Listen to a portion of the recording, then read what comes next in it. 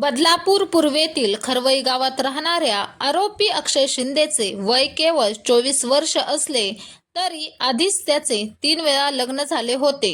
मात्र त्याच्या 3ही बायका त्याला सोडून गेल्या आहेत.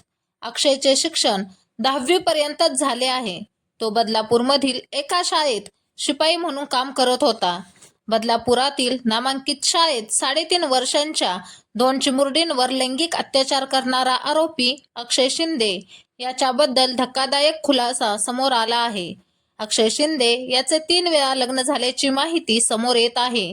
मिळालेल्या माहितीनुसार बदलापूर पूर्वेतील खरवई गावात राहणाऱ्या आरोपी अक्षय शिंदेचे वय केवळ 24 वर्ष असले तरी त्याचे आधीच 3 वेळा लग्न झाले होते. मात्र त्याच्या 3ही पत्नी त्याला सोडून गेल्या आहेत. अक्षयचे शिक्षण 10वी पर्यंतच झाले आहे. तो बदलापूरमधील एका शाळेत शिपाई म्हणून काम करत होता.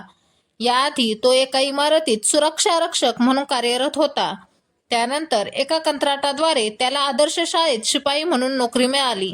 अक्षय कर्नाटकातील गुलबर्गा गावातील असून त्याचा जन्म मात्र बदलापूरमधील खरवई गावात झाला. तो खरवई गावातील एका चाळीत आपल्या आई, वडील, भाऊ आणि भावाच्या पत्नीसोबत राहत होता.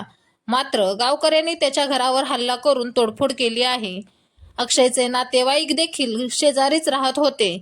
त्यांच्याही घराची तोडफोड गावकऱ्यांनी केली. या घटनेनंतर अक्षय आणि त्याचे कुटुंब खरवई गावातून गायब झाले आहेत.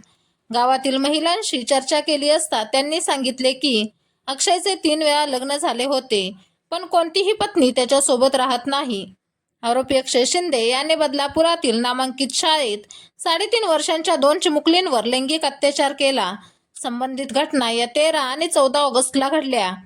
या घटना घडल्यानंतर एका चिमुकलीने घरी गेल्यानंतर आपल्या आई वडिलांना घडलेला प्रकार सांगितला. चिमुकलीला स्थानिक डॉक्टरांकडे नेले असता डॉक्टरांच्या पायाखालची जमीन सरकली. त्यांनी मुलीच्या आई वडिलांना ही माहिती दिली. दरम्यान दुसऱ्या चिमुकलीने शाळेत जाण्यास नकार दिला. त्यामुळे तिच्या आई वडिलांनी तिचे समुपदेशन केले असता मुलीने घडलेला सर्व प्रकार सांगितला.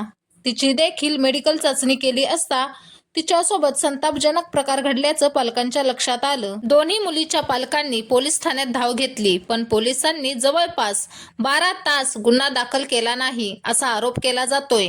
मनसेने हस्तक्षेप केल्यानंतर या प्रकरणी गुन्हा दाखल करण्यात आला होता.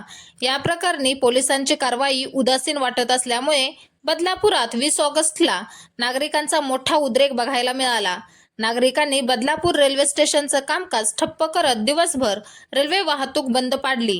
नागरिकांच्या उद्रेकानंतर या घटनेचं गांभीर्य प्रशासनाला झालं आणि या प्रकरणात जलद गतीने निर्णय घेण्यात आले.